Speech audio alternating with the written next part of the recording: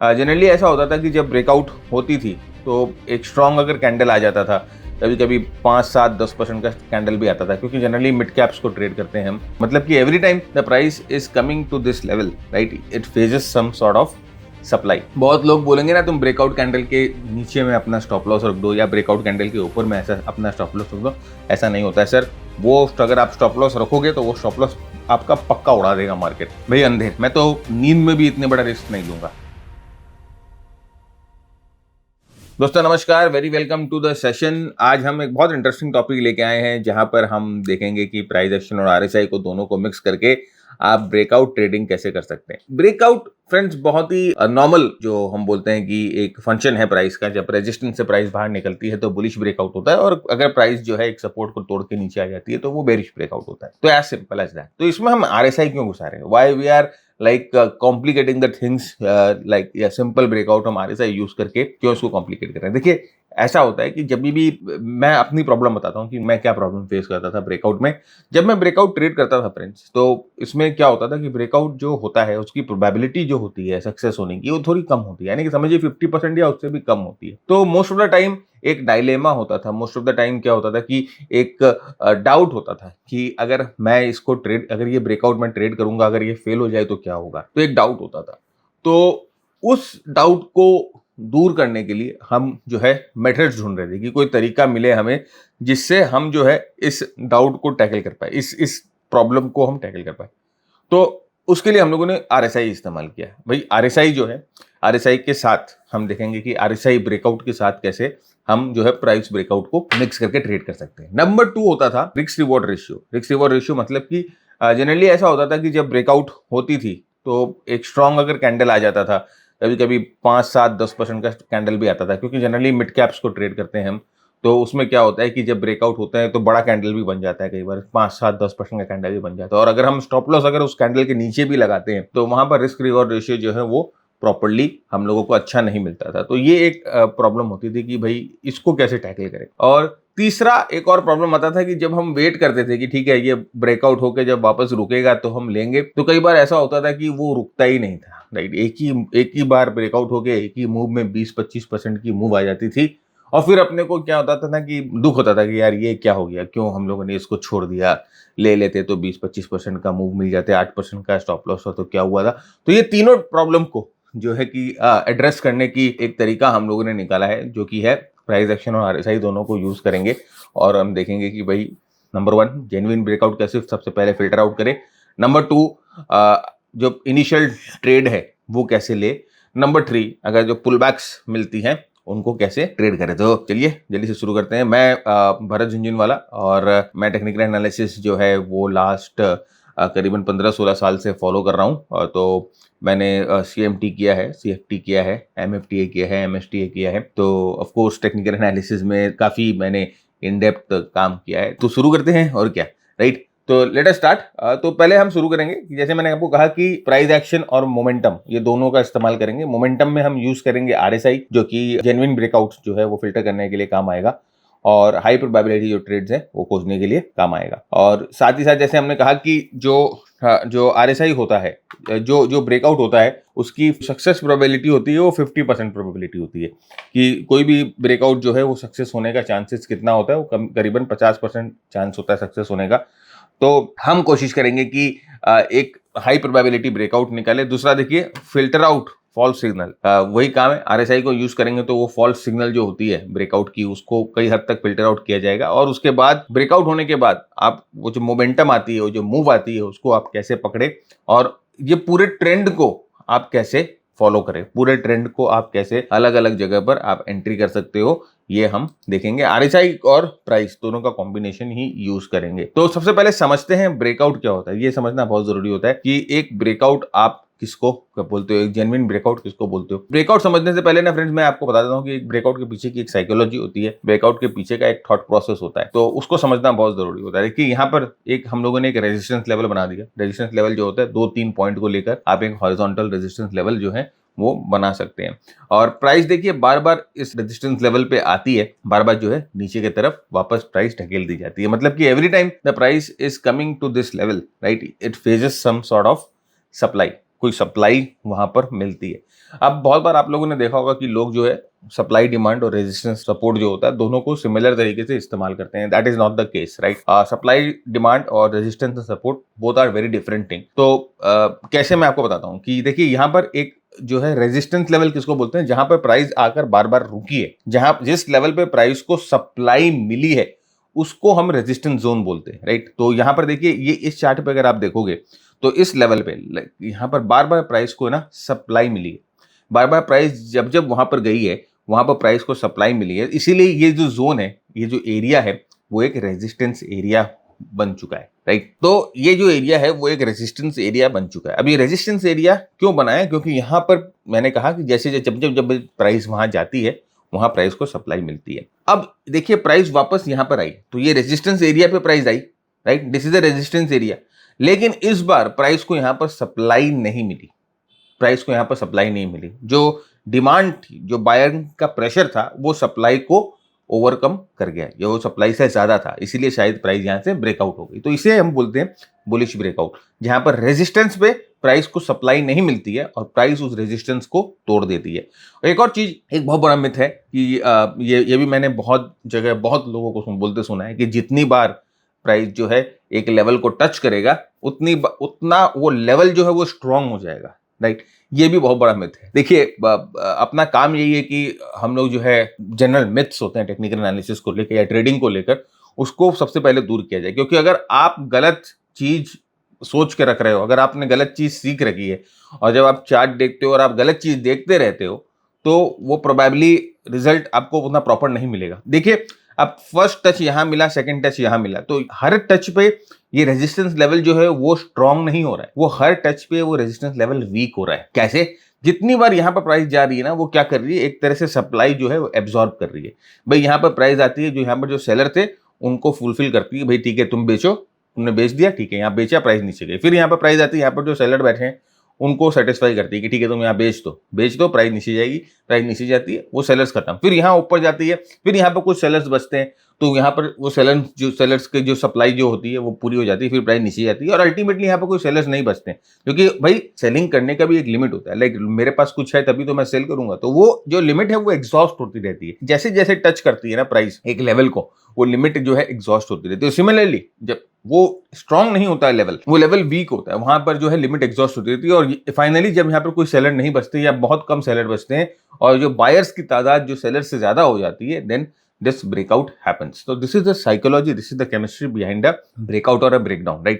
तो ये जो है यहाँ पर देखिए इस तरह से एक बुलिश ब्रेकआउट होता है। सिमिलरली एक सपोर्ट जोन को जब बार बार प्राइस टच करे तो और फाइनली उसको तोड़ दे तो वो एक बेरिश ब्रेकआउट या breakout on the down side होता है। देखिए यहाँ पर भी वही चीज है कि यहाँ पर जब प्राइस आई तो क्या हुआ, यहाँ पर डिमांड थी, डिमांड को एब्जॉर्ब करती है, प्राइस जो है ऊपर की तरफ जाती है, वापस जो आती है इस एरिया पे आती है, ये सपोर्ट एरिया है। सपोर्ट एरिया पे डिमांड होनी चाहिए प्राइस को पुश करने के लिए, support and demand are not the same, right. यहाँ पर प्राइस सपोर्ट एरिया पे आती है, प्राइस को डिमांड मिलती है कि लोगों को खरीदना है, यहाँ से प्राइस वापस ऊपर जाता है, फिर यहाँ पर आती है, फिर वापस यहाँ पर प्राइस को डिमांड मिलती है, प्राइस ऊपर जाती है, अब यहाँ पर नीचे आती है, तो फाइनली ये जो डिमांड है वो एग्जॉस्ट हो जाती है, डिमांड जो है कमजोर हो जाती है और यहाँ से प्राइस जो है वहाँ नीचे टूट जाती है। तो इट ब्रेक्स द सपोर्ट।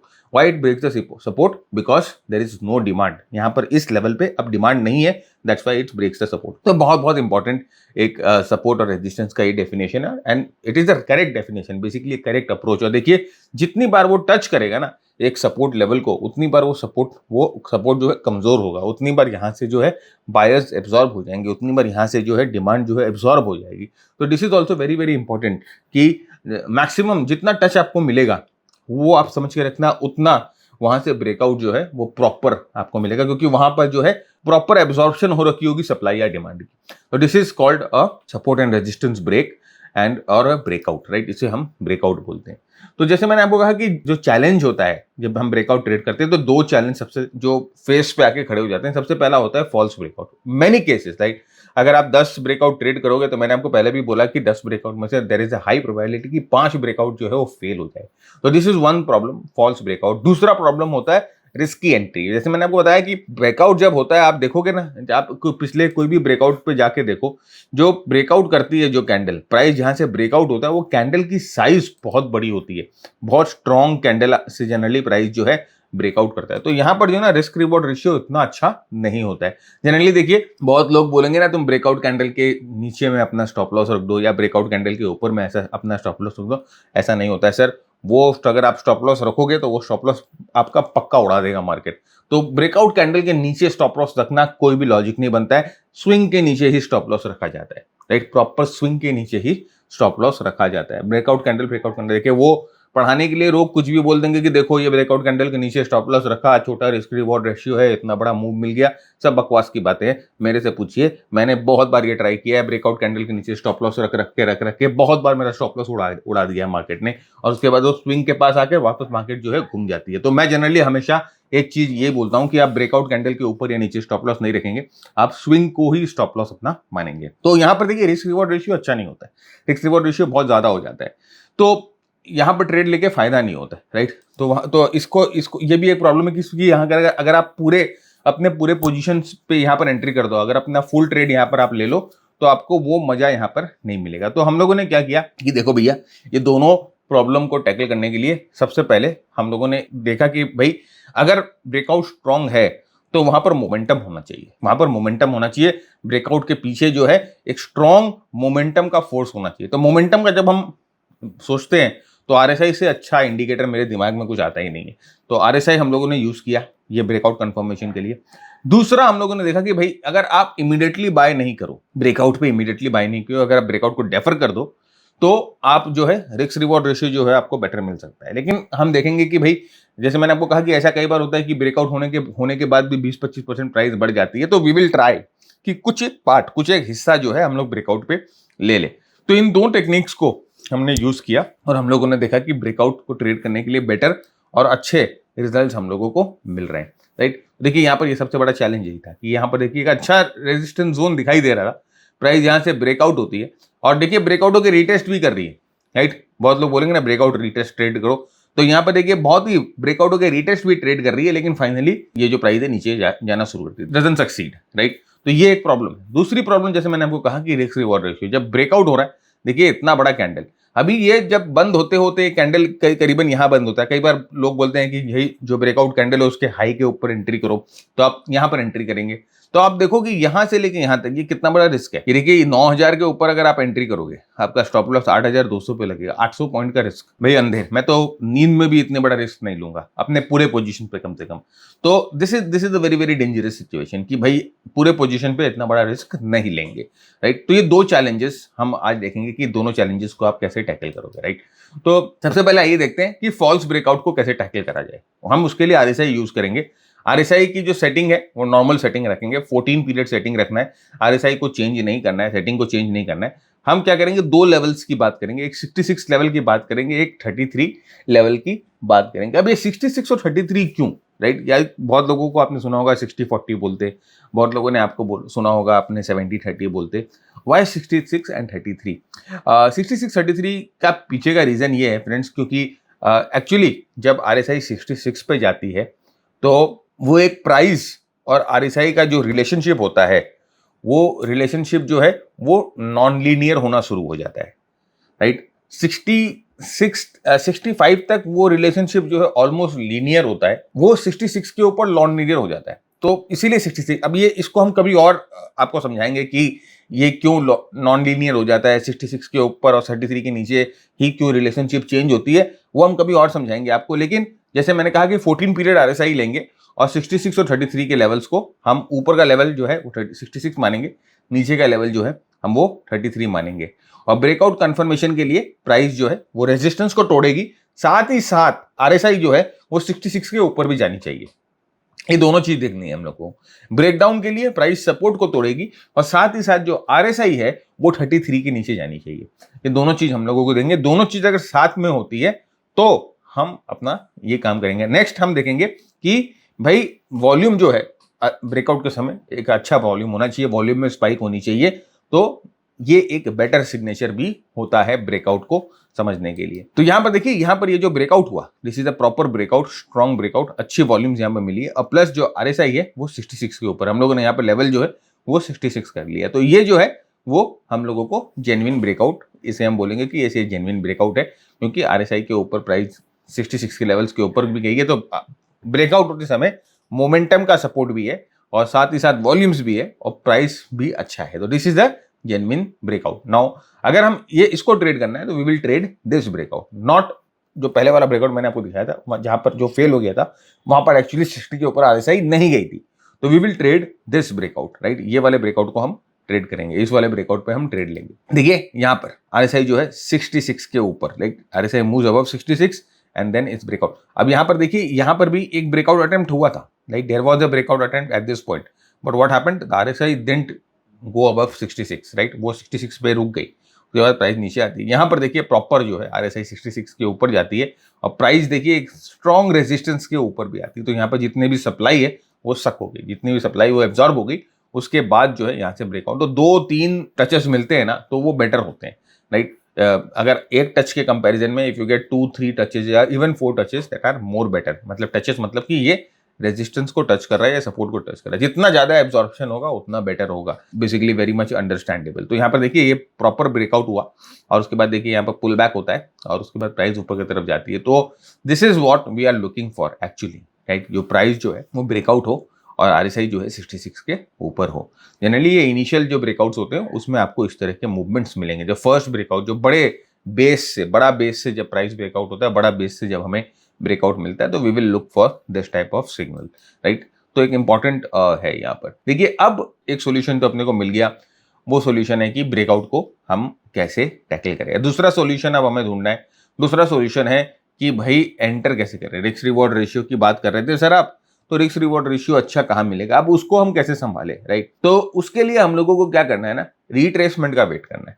तो नंबर 1 सबसे पहले तो भाई जेन्युइन ब्रेकआउट रिकॉग्नाइज कर ले, वो आरएसआई के साथ आप रिकॉग्नाइज कर लोगे। सेकेंडली हम लोग देखेंगे कि भाई रिट्रेसमेंट हो, प्राइस ब्रेकआउट होने के बाद वापस कहीं रिट्रेस कर रही हो, रिट्रेस लो वॉल्यूम्स पे हो, और दूसरा ये चीज देखना है कि जो आरएसआई है जनरली अपने 40-50 लेवल्स के नीचे नहीं जाए रिट्रेसमेंट के समय। जितना ऊपर हो लेवल उतना बेटर है, अगर 60 के नीचे नहीं आती तो और भी बेटर है, अगर 50 के नीचे नहीं आती तो और भी बेटर है, कम से कम 40-50 के जोन में रहे।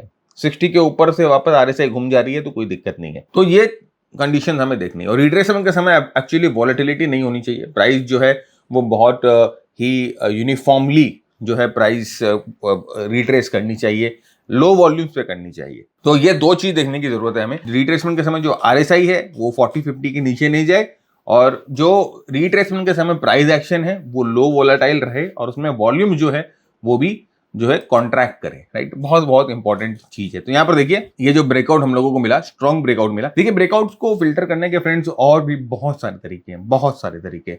जेन्युइन ब्रेकआउट्स कैसे हो सकते हैं, कोई ब्रेकआउट्स काम करेगा कि नहीं करेगा, उसको आप बहुत तरीकों से जो है वो फिल्टर कर सकते हैं। मैंने बहुत तरीके इस्तेमाल किए हैं, तो एक एक करके हम आपके साथ डिस्कस करेंगे। जो नेक्स्ट जो हमारा वेबिनार होगा या जो नेक्स्ट सीरीज होगा या नेक्स्ट जो वीडियो होगा उसमें मैं और कोशिश करूंगा कि आपको ब्रेकआउट्स के साथ और थोड़ा कंफर्टेबल बना दूं। तो यहाँ से देखिए ये ब्रेकआउट हुआ, स्ट्रॉन्ग ब्रेकआउट विद वॉल्यूम्स, और आरएसआई देखिए 60 के ऊपर गया। तो यहाँ पर ये जो ब्रेकआउट है ये हम लोगों को जेन्युइन ब्रेकआउट मिला, या this is a strong breakout. Genuine is not a good word, but I would say this is a strong breakout.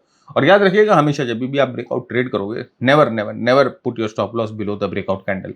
This is the stupidest thing आप जो हो सकता है, आप बेवकूफ, सबसे बेवकूफी वाली काम जो है बात हो सकती है ये। अगर कोई भी अगर आपको बोलता है कि ब्रेकआउट कैंडल के नीचे अपना स्टॉप लॉस लगा दो, this is not the right approach, right. तो हमें कैंडल जो है स्विंग के नीचे लगानी होती, स्विंग के थोड़ा सा नीचे अपना स्टॉप लॉस आप लगाओगे, not below the breakout candle, right. उसके बाद देखिए यहाँ से जो ब्रेकआउट प्राइस ऊपर की तरफ ब्रेकआउट होती है, और यहाँ पे देखिए पहला पुलबैक हमें मिल रहा है, पहला रिट्रेसमेंट मिल रहा है, पहला कंसोलिडेशन मिल रहा है। और ये कंसोलिडेशन में मैंने आपको बोला दो चीज हमें देखनी होती है। सबसे पहले तो देखनी होती है कि इस कंसोलिडेशन में वॉल्यूम नहीं है। अगर कंसोलिडेशन में वॉल्यूम नहीं है, इसका मतलब इस कंसोलिडेशन में पार्टिसिपेशन नहीं है, ये कंसोलिडेशन में जो है सेलर्स एक्टिव नहीं है, राइट। ये जस्ट जो है प्राइस रेस्ट ले रही है, प्राइस जो है थोड़ा सा साइडवेज जा रही है।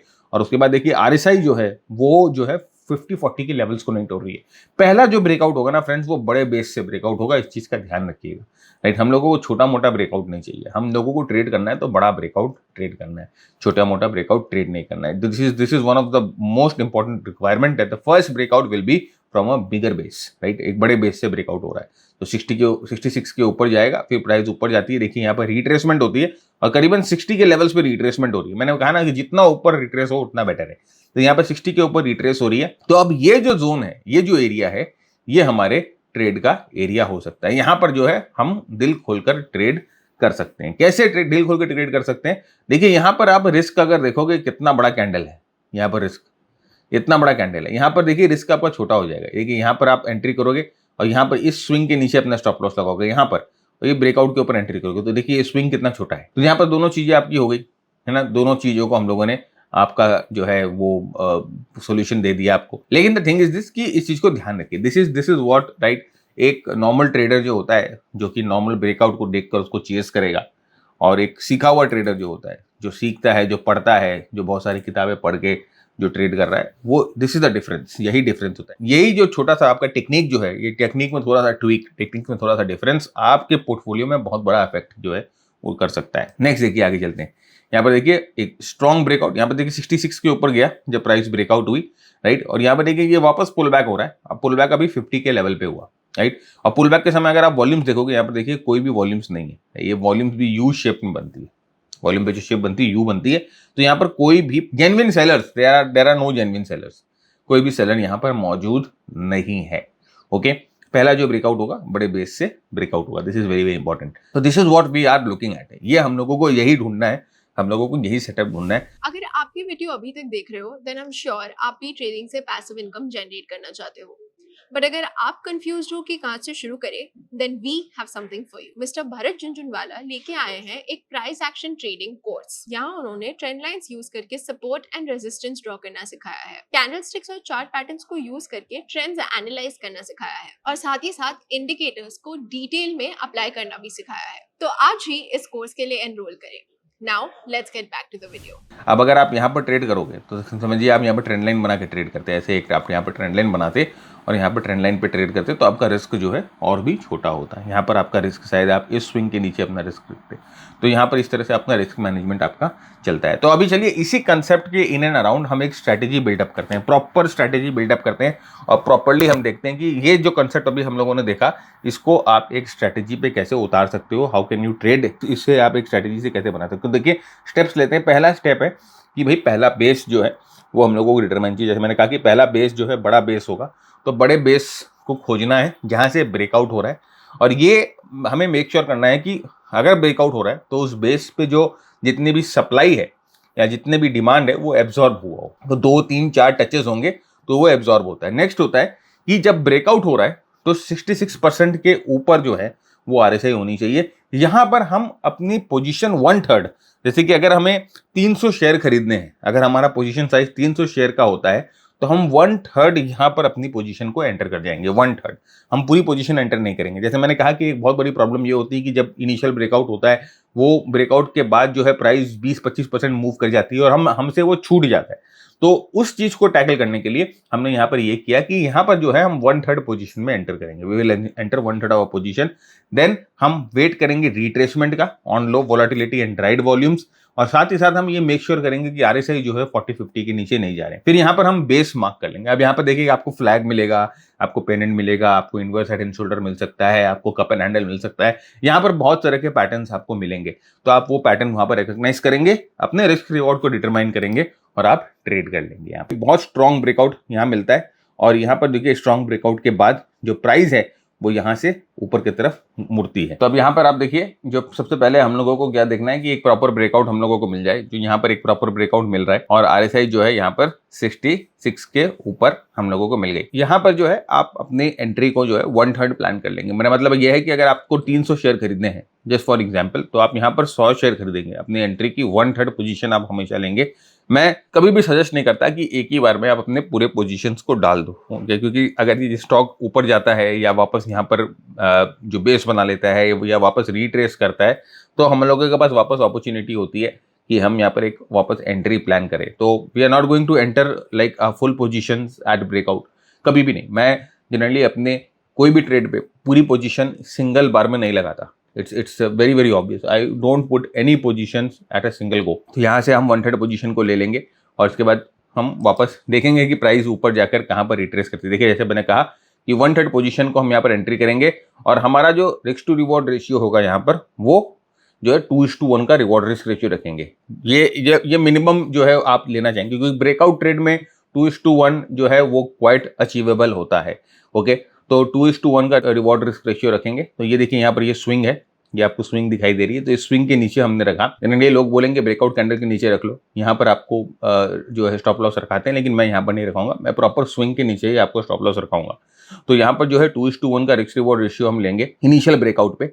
इनिशियल ब्रेकआउट पे हम क्यों ट्रेड कर रहे हैं? क्योंकि हम नहीं चाहते कि ये जो ब्रेकआउट है अगर यह 20-30% बढ़ गया, 40% बढ़ गया बिना रिट्रेसमेंट दिए, तो फिर अपने से जो है ना ये ट्रेड छूट जाएगा, तो इसीलिए हम वो नहीं चाहते। तो यहाँ पर हम अपने 1/3 पोजीशन पे एंट्री करेंगे और 2:1 का रिवॉर्ड रिस्क रेशियो रखेंगे। और ये देखिए 2:1 का रिवॉर्ड रिस्क रेशियो जो है वो बहुत जल्दी हम लोगों को मिल गया, लेकिन 4-5 सेशंस। जब मार्केट स्ट्रांग होती है, मार्केट अच्छा होता है, तो आपका टारगेट जो है ऑलमोस्ट 1 हफ्ते में आपका मीट हो जाता है। तो यहाँ पर आप या तो अपने पूरी पोजीशन को निकाल दो या अपने आधे पोजीशन को निकाल दो। मैं यहाँ पर आधे पोजीशन को इसलिए निकालता हूँ, मैं पूरी पोजीशन इसीलिए नहीं निकालता, क्योंकि ये रिट्रेसमेंट होगा ना तो ये जो स्टॉक है अपने ट्रैक लिस्ट में रहेगा, अपने वॉच लिस्ट में रहेगा, क्योंकि एक अच्छा ब्रेकआउट मिला है, बड़े बेस से ब्रेकआउट मिला है। तो ये सिर्फ इतना छोटा मूव दे के नहीं रहेगा, ये मूव जो है वो कैरी करेगा, ये मूव जो है अच्छा मूव करेगा। ब्रेकआउट होने के बाद स्टॉक जो है 20-30-40% तक बढ़ते हैं। तो इसीलिए to track the whole move मैं क्या करता हूँ, पूरी पोजीशंस को कभी नहीं निकालता। मैं यहाँ पर अपने हाफ पोजीशन को प्रॉफिट को बुक कर लिया, और अभी हाफ पोजीशन को प्रॉफिट को बुक करके अपने स्टॉप लॉस को ट्रेल कर लो। आप ब्रेक इवन पे अपने स्टॉप लॉस को ले आओ, या आपने जहां पर प्रॉफिट बुक किया वहां पर स्टॉप लॉस को ले। मैं तो ये बोलूंगा कि ब्रेक इवन पे स्टॉप लॉस को ले आओ, जहां पर आपने एंट्री करी है वहां पर अपने स्टॉप लॉस को ले आओ। राइट, तो ये जो है हम लोगों का पहला जो इनिशियल ब्रेकआउट का ट्रेड है वो हम लोगों ने लिया, और इस ट्रेड पे हम लोगों ने जो है आधी प्रॉफिट बुक कर ली। नेक्स्ट देखिए, ये ट्रेड थोड़ा सा ऊपर जाता है तो यहाँ पर प्राइस कंसोलिडेट होना शुरू होती है, प्राइस जो है वापस नीचे आना शुरू होती है। और नीचे आते समय जैसे हमने कहा कि 2 चीज हम देखेंगे। नंबर 1, RSI जो है वो 40 के नीचे नहीं जाना चाहिए किसी भी हाल में, 40-50 जोन पे रहना चाहिए। तो यहाँ पर देखिए 60 जोन पे एकदम सही है, 66 के पास ही RSI जो है वो रुकी हुई है। हम लोगों को यही चाहिए, ये जितना ऊपर रुके उतना मोमेंटम स्ट्रांग है। सेकेंडली यहाँ पर देखिए जो कंसोलिडेशन हो रहा है, ये जो पुल बैक हो रहा है, उसमें वॉल्यूम्स बिल्कुल भी नहीं है, ड्राइड वॉल्यूम्स है, वॉल्यूम एकदम ड्राइड आउट है। तो ये भी एक अच्छा सिग्नेचर है जो कि हमें ये बता रहा है कि यहाँ पर जो सेलर्स हैं they are not that active. फिर यहाँ पर हम वेट करेंगे कोई पैटर्न बन रहा है क्या। यहाँ पर देखिए छोटा कप एंड हैंडल बन रहा है, छोटा कप एंड हैंडल बन रहा है। छोटा कप एंड हैंडल्स यहाँ पर अगर ब्रेकआउट होगा तो ये हैंडल के नीचे हमारी जो स्टॉप लॉस लगेगी, इस कैंडल के नीचे हम अपना स्टॉप लॉस लगाओगे, हैंडल के नीचे, ये स्विंग के नीचे। अब यहाँ पर मैं आपको ये दिखाना चाहता हूँ, द मेन चीज, जो main thing I just wanted to show you is that कि अगर आप यहाँ पर रिस्क देखो, right, if you look at this risk here and if you compare this risk with this risk, बहुत डिफरेंस, जमीन आसमान का फर्क है। अभी यहाँ पर जो है आपकी पोजीशन लार्ज हो सकती है वही छोटे रिस्क पे। सेम कैपिटल पे अगर आपका रिस्क छोटा हो तो आपकी पोजीशन बड़ी हो सकती है। This is the magic of position sizing, right. तो देखिए टेक्निक्स सीखना is not what technical analysis is all about, right. यहाँ पर आपकी पोजीशन साइजिंग, यहाँ पर आपका risk reward ratio, that plays a very very important role जब आपका पोर्टफोलियो कैलकुलेशन होता है। शुरुआत में जब हम ट्रेड करते थे, जब हम ट्रेडिंग की बात करते थे, तो हम यही करते थे, पागल हो जाते थे, कोई स्ट्रैटेजी मिल जाए। लेकिन अल्टीमेटली जब हम लोगों ने देखा कि स्ट्रैटेजी, अगर आपके पास एक ऐसी स्ट्रैटेजी है जिसकी एक डिसेंट एक्सपेक्टेंसी है, यानी कि अगर वो स्ट्रैटेजी 50% बार भी सही होती है ना, तब भी आप प्रॉफिटेबल हो सकते हो। Doesn't matter at all, what matters is your position size, your risk reward ratio. तो ये चीज ध्यान रखिएगा कि छोटे रिस्क पे आपकी पोजीशन बड़ी हो सकती है with the same capital, with the same risk, monetary risk. That is very very important. Technical analysis वही है फ्रेंड्स, राइट। प्रोफेशनली अगर आपको अप्रोच करना है इसको, तो ये चीज़ें आपको सीखनी पड़ेगी, ये चीज़ें आपको समझनी पड़ेगी। जैसे यहाँ कहीं से कॉल खरीद लिया, कहीं से पुट खरीद लिया, राइट, यहाँ ब्रेकआउट हुआ तो यहाँ कॉल खरीद लेते हैं, यहाँ ब्रेकडाउन हुआ तो पुट खरीद लेते हैं, पुट सेल कर देते हैं। कभी जिंदगी में पैसा नहीं बनेगा, लिख के रख लो। अगर आपका पैसा बन रहा होता तो अभी आप यहाँ पर बैठ के ये वीडियो नहीं देख रहे होते। तो ये चीज़ ध्यान रखिएगा कि छोटा रिस्क यहाँ पर है, रिस्क बहुत ज़्यादा है, छोटा है, 1.5% के आसपास का रिस्क है मेरे ख्याल से, और यहाँ पर जो रिस्क था ऑलमोस्ट 3% का रिस्क था। तो यहाँ पर आपकी पोजीशन जो है वो डबल हो सकती है with the same amount of capital, है ना। तो this is what we are looking for. तो यहाँ पर देखिए, जैसे मैंने बताया 1.5% का रिस्क था, और यहाँ पर जो रिस्क था वो 3% का था। तो अगर आप यहाँ पर अगर 100 शेयर ले रहे थे सेम कैपिटल में, सेम रिस्क में, यहाँ पर जो है आप 200 शेयर ले सकते हो विद द सेम रिस्क, छोटा रिस्क है।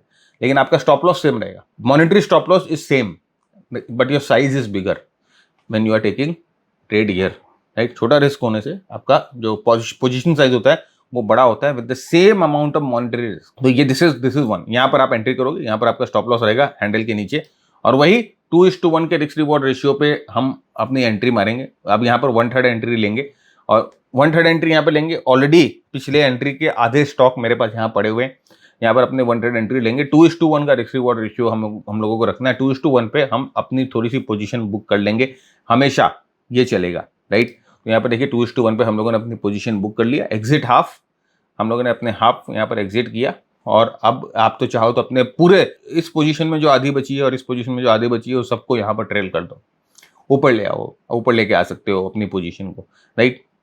तो ये जो तरीका है ये हम इस्तेमाल कर रहे हैं ये ढूंढने में कि किस तरह से आप जो है अपने रिस्क को मिनिमाइज कर सकते हो ब्रेकआउट के बाद। अब यहाँ पर देखिए वापस ये एक सेटअप हो रहा है, और वापस जब सेटअप हो रहा है देखिए यहाँ पर एक फ्लैग टाइप ऑफ पैटर्न बन रहा है। तो ये बड़ा बेस, ये कप, ये फ्लैग बन रहा है।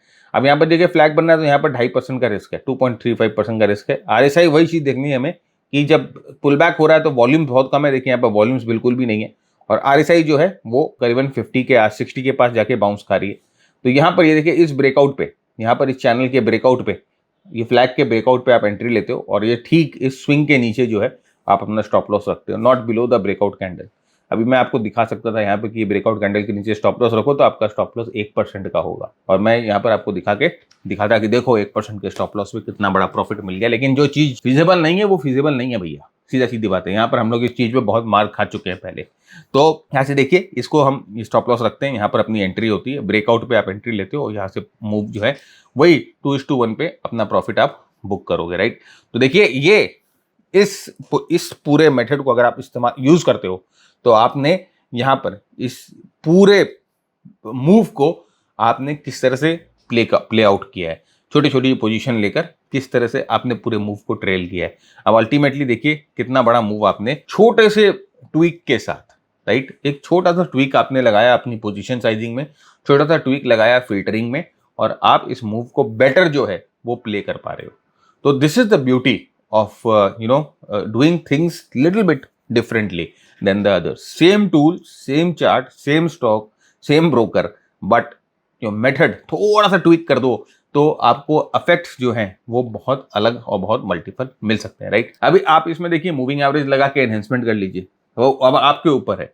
आपने बहुत सारे टूल्स सीख रखे हैं, मूविंग एवरेज लगा लो, फिबोनाची लगा लो, राइट। ये 20 पीरियड का एक्सपोनेंशियल मूविंग एवरेज मैंने लगाया है। अभी 20 पीरियड का एक्सपोनेंशियल मूविंग एवरेज आप देख सकते हो कि यहाँ पर जहाँ पर जब बेस बन रही है अप ट्रेंड में, यहाँ पर ये जो मूविंग एवरेज पे प्राइस आकर रुक रही है। और भी बहुत एनहेंसमेंट्स हैं हम लगा सकते हैं, और भी बहुत तरीके हैं जो हम यूज कर सकते हैं, फिल्टर आउट कर सकते हैं। तो दिस इज अ तरीका, this is a way to filter out. और now you can go and try and test, right. Try test करिए, इसके साथ ट्वीक करिए, इसके साथ खेलिए, ये लगाइए वो लगाइए, बैक टेस्ट करिए, तभी कुछ निकल के आएगा, राइट। जो मैंने बोल दिया वो आप सीधा जाकर चार्ट्स पे यूज करने लग गए, उसमें मजा नहीं है।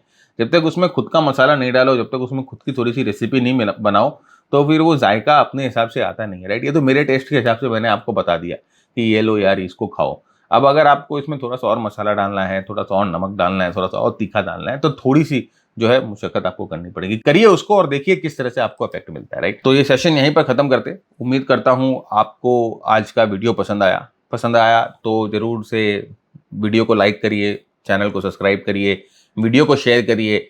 अपने सुझाव, अपने विचार नीचे कमेंट बॉक्स में लिख के बताइए। ये भी बताइए कि आपने क्या ट्वीक किया इस स्ट्रैटेजी में कि जिससे ये स्ट्रैटेजी और इफेक्टिव हो गई।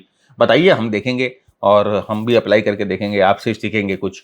तो with that, keep earning, keep learning, keep sharing. जय हिंद, जय भारत, स्टे सेफ।